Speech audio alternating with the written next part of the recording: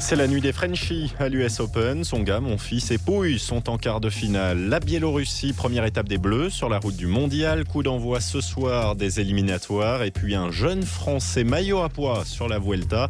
Kenny Elissonde va tenter de le garder jusqu'à Madrid. On commence donc avec le tennis français à l'heure américaine. Avec 3 tricolores en quart de finale sur le central. C'est d'ailleurs un duel 100% français qui va lancer la soirée.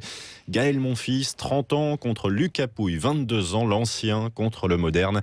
Mais pas de querelle entre les deux Français, plutôt beaucoup de respect, honneur à l'aîné. Lucas, il est plus fort que nous, au même âge, il est beaucoup plus fort, beaucoup plus mature. Non, c'est le petit jeune qui arrive bien et qui est hyper sympa. J'ai beaucoup d'admiration pour lui à chaque fois, là, dans ses batailles et tout, l'attitude qu'il a.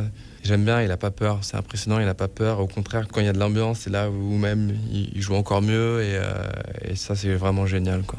Et Gaël Monfils, dont la route s'est arrêtée par 2 fois en quart de finale à New York, mais qui compte déjà une demi-finale de Grand Chelem à son palmarès. Papouille qui caresse l'espoir de transformer l'essai, même si ça passe par une victoire contre un joueur qu'il a toujours admiré. C'est incroyable quand il est dans cet état d'esprit et qu'il est motivé comme il l'est en ce moment. Je vais essayer de me qualifier pour ma première demi, ça c'est sûr. J'aurais préféré jouer à un étranger, forcément. C'est toujours un peu spécial de jouer un Français.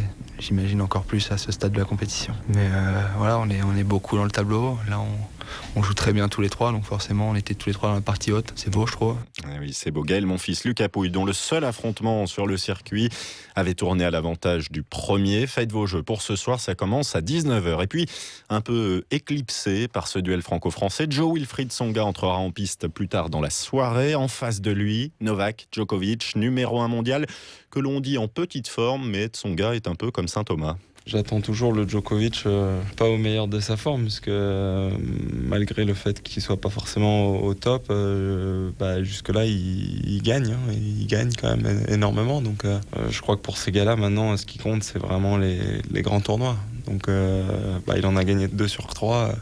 Je crois qu'on peut toujours compter sur lui.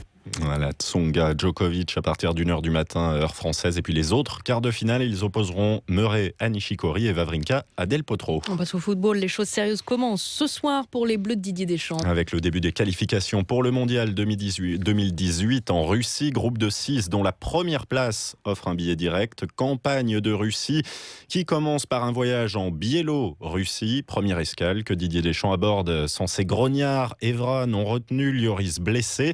Pogba, Varane, Griezmann auront donc pour mission de guider les troupes face à un adversaire assez méconnu, même si le sélectionneur a préparé son affaire. Il y a le match qu'ils ont joué en Norvège, mais les matchs qu'ils ont joués au mois de mai, les 5, 6, 7, 8 derniers matchs, on les a tous. Donc on a une vision assez précise de chaque joueur, de leur système. Voilà, l'intégrale des matchs de la Biélorussie en vidéo, collection assez rare que Didier Deschamps aura bien du mal à échanger. Biélorussie-France, coup d'envoi 21h à Borisov. Dans le même groupe, la Suède accueille les Pays-Bas. Et puis un Français qui brille sur la Vuelta.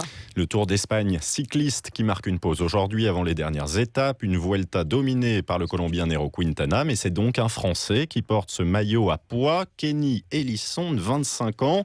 Le coureur de la FDJ brille depuis 2 semaines et après avoir terminé 2e de l'étape reine qui arrivait au col d'Aubisque, il espère décrocher une étape d'ici dimanche. Pour avoir le maillot à pois, il faut être offensif et pour gagner une étape, quand on est un coureur comme moi, il faut être offensif aussi. Il ne faut pas attendre que Nairo, Quintana ou Christopher Froome lancent leur effort. Il faut essayer de prendre un peu les devants, anticiper.